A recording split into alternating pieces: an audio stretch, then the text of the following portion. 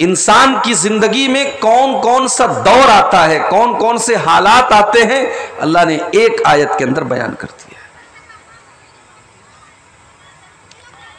और इतना ही नहीं, एक आयत के अंदर अल्लाह ताला ने इंसान की जिंदगी के सारे दौर को बयान किया और उसके बाद दुनिया और आखिरत का एक कंपैरिजन किया है, एक तुलना की है, एक मुकाबला किया है कि मेरे बंदो देख लो, ये दुनिया है, ये आखिरत है, अब तुम फैसला करो कि तुम दुनिया के पीछे भाग रहे हो या आखिरत के पीछे भाग रहे हो। तो बड़ी जामे आयत है। आइए पहले इस आयत को हम समझते हैं, उसके बाद हम बात को आगे बढ़ाते हैं। कुरान का 27वां पारा, सूरह हदीद, आयत नंबर 20, आयत नंबर 20। इलमू अन्नमल हयातुद दुनिया लइबुन व लहवुन व ज़ीनतुन व तफाखुरुन बैनकुम। मेरे बंदो तुम जान लो, तुम समझ लो, एलमू तुम जान लो, अन्नमल हयातुद दुनिया के ये दुनिया की जिंदगी, लइबुन ये तो खेल है, व लहवुन तमाशा है, व ज़ीनतुन अट्रैक्शन और जीनत है, व तफाखुरुन बैनकुम और एक दूसरे के ऊपर फख्र जताना है। अब जरा इंसान के ऊपर गौर करो। बच्चा पैदा हुआ, 6 महीने का है तो आपने उसके हाथ में 6 महीने के लायक खिलौना लाके दे दिया। 1 साल का हो गया तो 1 साल के लायक आपने खिलौना लाके दे दिया। 2 साल का हुआ, 3 साल का हुआ, 4 साल का हुआ, बच्चे का सिर्फ एक ही काम है, वो खेलता है, या तो खेलता है या खा करके दूध पी करके सो जाता है। बच्चे को कोई टेंशन नहीं है, उसे न खाने की टेंशन है, उसे न कमाने की टेंशन है, न किसी को हिसाब देना है, उसकी जिंदगी का बस एक ही मकसद है, वो खेलता है। अल्लाह ने फरमाया इलमू अन्नमल हयातुद दुनिया लइबुन, मेरे बंदो तुम्हारी दुनिया की जिंदगी तो खेल से शुरू होती है। बच्चा थोड़ा और बड़ा हुआ, 10 साल का हो गया, अभी भी वो खेल रहा है, मगर अब खेल की नौइयत बदल गई, अब खेल का तरीका बदल गया। अब वो थोड़ा सियाना होने लगा, अब थोड़ा होशियार होने लगा, अब थोड़ा बड़ा होने लगा, अब खेल के साथ साथ उसको तमाशा भी चाहिए। इलमू अन्नमल हयातुद दुनिया लइबुन व लहवुन, मेरे बंदो तुम्हारी जिंदगी का ये दूसरा दौर आता है जब तुम्हें तमाशे अच्छे लगने लगते हैं, जब तुम्हें मौज मस्ती अच्छी लगने लगती है।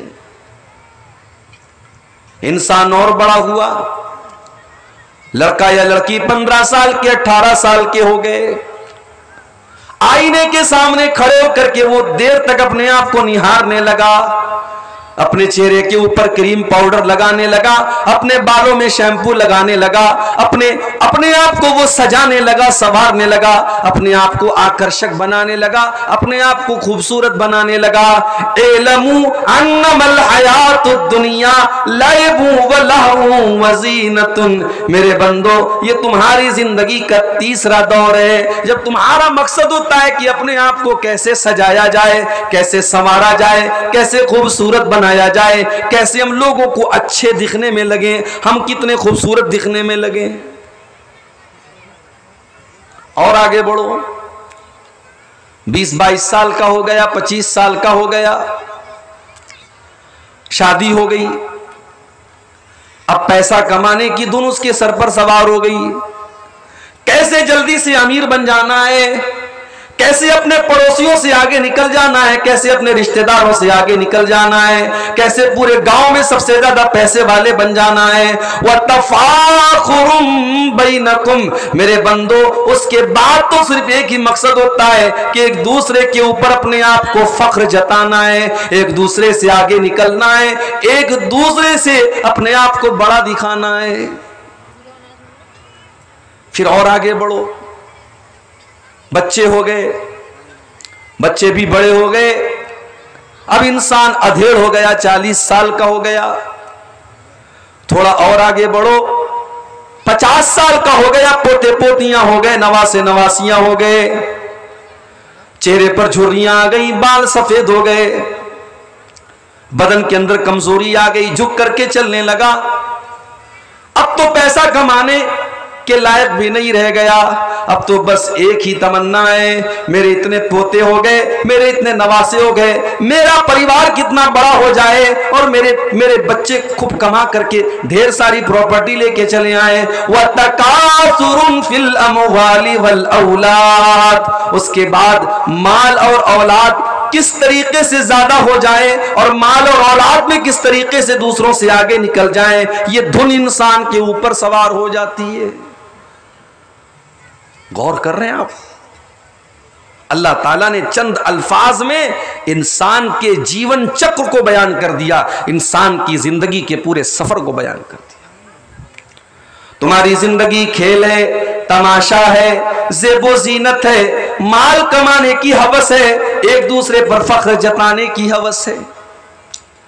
लेकिन है मेरे बंदो, जरा इस बात पर गौर करो, जब तुम छोटे होते हो तुम्हें खेल तमाशा पसंद होता है, जब तुम बड़े होते हो तो तुम्हें एहसास होता है कि बचपन में हम कितने नादान थे, हमारा तो बस एक ही मकसद था, हम खेला कूदा करते थे, हम तमाशा देखा करते थे। फिर जब कुछ और बड़े हो जाते हो तुम्हें एहसास होता है कि हमारी जिंदगी का कोई मकसद नहीं था, हम तो बस खुशबू लगा करके अच्छा कपड़ा पहन करके घूमा करते थे, हम तो अपने आप को हैंडसम और स्मार्ट बना करके चला करते थे। जैसे जैसे तुम जिंदगी के सफर में आगे बढ़ते चले जाते हो तुम्हें एहसास होता है कि पिछले दौर में तुम कितने नादान थे, कितने बेवकूफ थे। अल्लाह फरमाता है मेरे बंदो, जिस तरीके से जिंदगी के हर दौर में पीछे वाला दौर तुमको बेवकूफी वाला नजर आता है, इसी तरीके से जब तुम अल्लाह के पास जाओगे, जब तुम मरने के बाद अल्लाह को मुंह दिखाओगे, तुम्हें एहसास होगा कि तुम दुनिया में कितने बेवकूफ थे, तुम कितने नादान थे, तुमने आखिरत को दुनिया के ऊपर तरजीह दे करके रखा था। अब अल्लाह ताला मिसाल दे रहा है दुनिया की, और ये मिसाल आपको बहुत अच्छे तरीके से समझ में आएगी, क्योंकि मैं तो गांव में नहीं रहता हूं, मैं तो शहर में रहता हूं, मैं खेती नहीं करता हूं, आप खेती करते हैं, आप ज्यादा बेहतर तरीके से समझेंगे।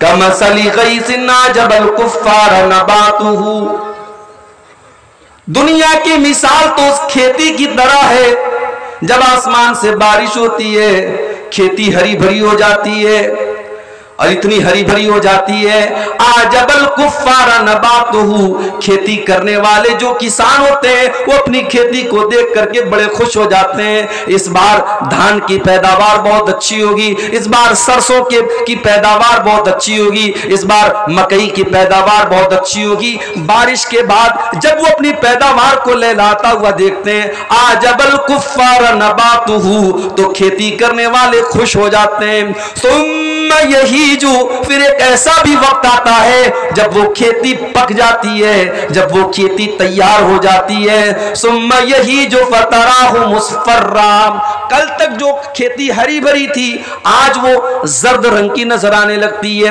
वो पीली पीली हो जाती है, वो इस बात की पहचान होती है कि अब ये खेती पक चुकी है। सुम्मा यकूनु हुतामा, फिर एक ऐसा भी दिन आता है जब खेती को काट दिया जाता है, पूरी फसल को काट दिया जाता है।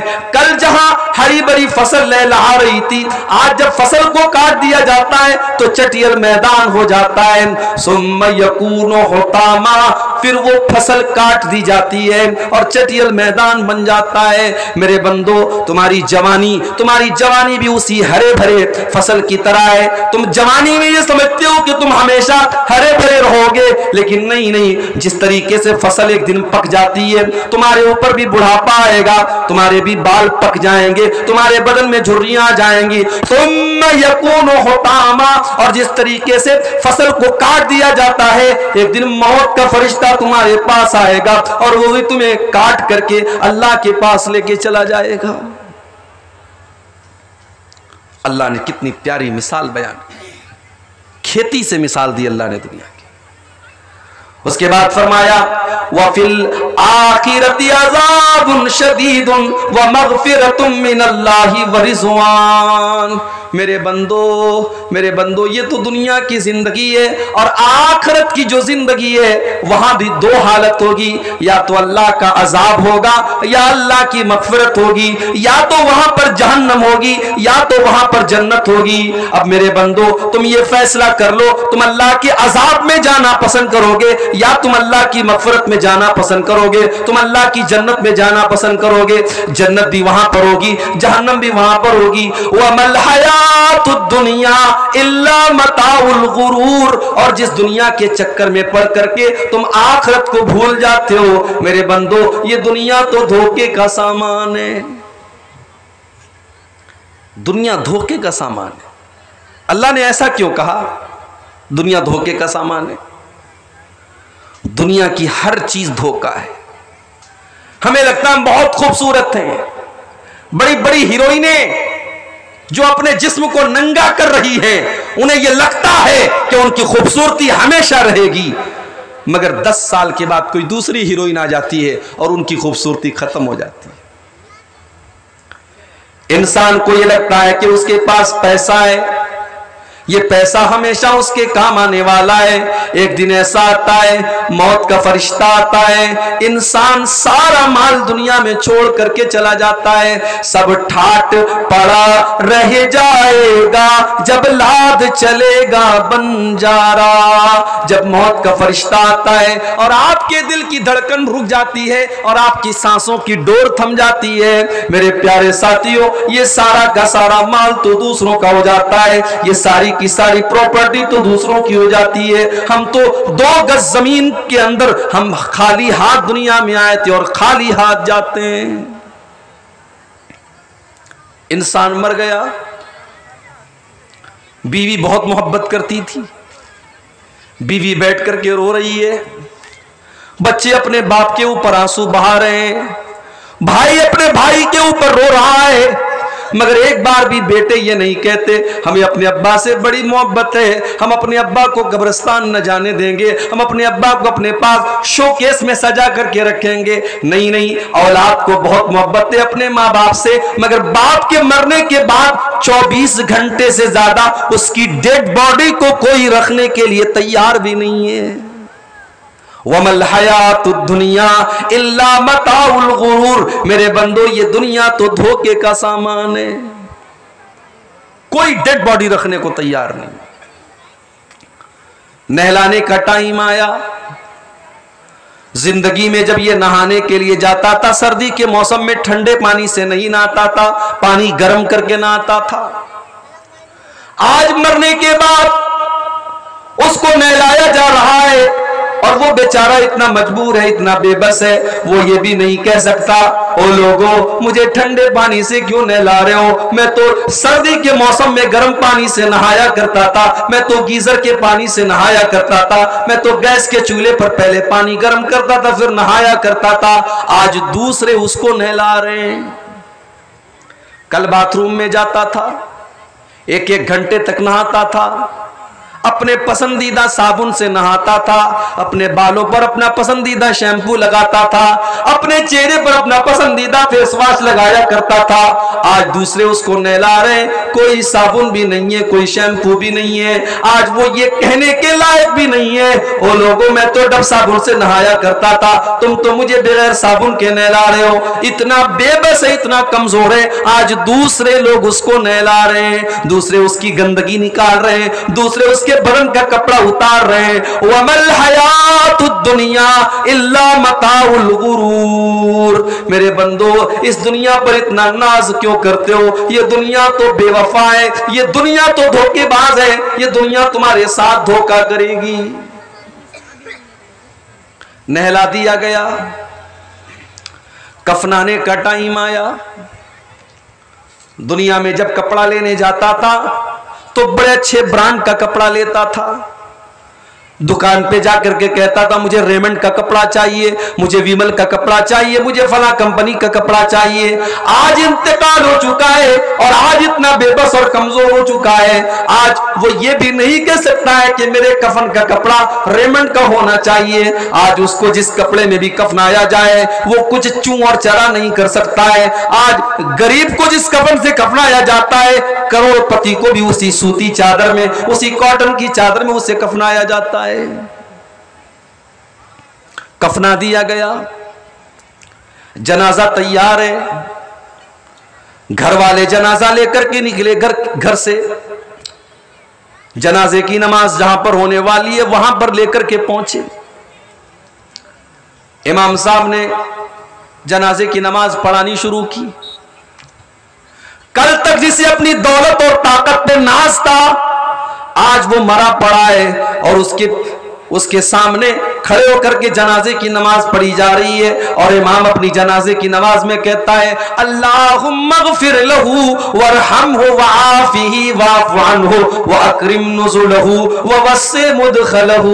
ऐ अल्लाह अपने इस बंदे को तू माफ फरमा दे, ऐ अल्लाह तो इसकी मग़फ़िरत फरमा दे, ऐ अल्लाह तो इसके ऊपर रहम फरमा, ऐ अल्लाह तो इसको अच्छा ठिकाना अता फरमा, ऐ अल्लाह तो इसकी कब्र को कुशादा कर दे। आज दूसरों की दुआओं का मोहताज बनाए। ये अलग बात है कि बहुत सारे लोग इतने बदनसीब होते हैं कि उनकी औलाद इस लायक भी नहीं होती कि खड़ी होकर के जनाजे की नमाज की दुआएं पढ़ सके। अरे ऐसी औलाद से इंसान बे औलाद मरे तो बेहतर है।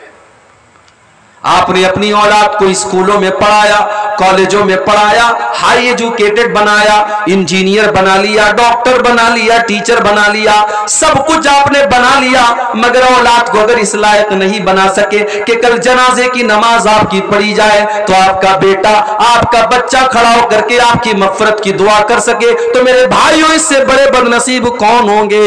इससे तो बेहतर था कि आप बे औलाद होते। आज कितने लोग हैं उनके बच्चों को जनाजे की नमाज नहीं आती। मैं आपको शर्मिंदा नहीं करूंगा अगर मैं अभी यहां पर पूछूं आपसे कि जरा हाथ उठाइए किसको किसको जनाजे की नमाज का तरीका आता है, तो शायद बहुत सारे लोग हाथ नहीं उठा पाएंगे। आज एक बड़ी तादाद ऐसी है, जलसों में बराबर जा रही है, तकरीरें बराबर सुन रही है, मगर जनाजे की नमाज का तरीका भी उसे नहीं आता। जनाजा पढ़ा दिया गया, अब कब्रिस्तान में लेके जाया जा रहा है। 4 लोगों के कंधे पर जनाजे की चारपाई जा रही है। अल्लाह अल्लाह, कल तक जो अपने गांव में अपनी 4 व्हीलर से घूमा करता था, अपनी स्कॉर्पियो से घूमा करता था, अपनी कार से टहला करता था, जिसकी लाल बत्ती वाली गाड़ी जब कानकी से और किशनगंज से गुजरती थी तो लोग उसको देख करके हैरत किया करते थे, आज वो भी 4 लोगों के कंधे पर कब्रिस्तान जा रहा है। आज वो भी दूसरों के कंधे पे सवार होकर कब्रिस्तान जा रहा है। वमल हयातुद दुनिया इल्ला मताउल गुरूर। मेरे बंदो, ये दुनिया की जिंदगी तो धोखे का सामान है। कब्रिस्तान पहुंचा, कब्र में उतारा गया, सब लोगों ने मिट्टी डाली, औलाद ने भी मिट्टी डाली, भाई ने भी मिट्टी डाली, घर वालों ने भी मिट्टी डाली, रिश्तेदारों ने भी मिट्टी डाली, और मिट्टी डाल करके हाथ झाड़ करके चले गए।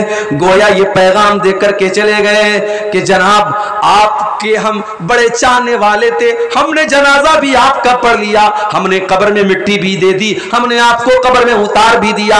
अब इस कब्र के अंदर जब मुनकर नकीर आपके पास आएंगे और आपसे सवालों जवाब करेंगे, वहां पर हम आपके काम नहीं आएंगे। बेटा भी मिट्टी दे करके हाथ झाड़ के जा रहा है, अपने अब्बा को ये पैगाम दे के जा रहा है, अब्बा आपने मेरे लिए हराम धंधे भी किए थे, आपने मेरे फ्यूचर को बनाने के लिए सूद और ब्याज का कारोबार भी किया था, मगर अब्बा आज कब्र में जब आपको सूद और ब्याज का अज़ाब दिया जाएगा, आपका बेटा आपके कोई काम नहीं आ पाएगा। वमल हयातुद दुनिया इल्ला मताउल गुरूर। मेरे बंदो, ये दुनिया तो धोखे का सामान है। क्या काम आता है मेरे भाई? ना औलाद काम आती है, ना माल काम आता है।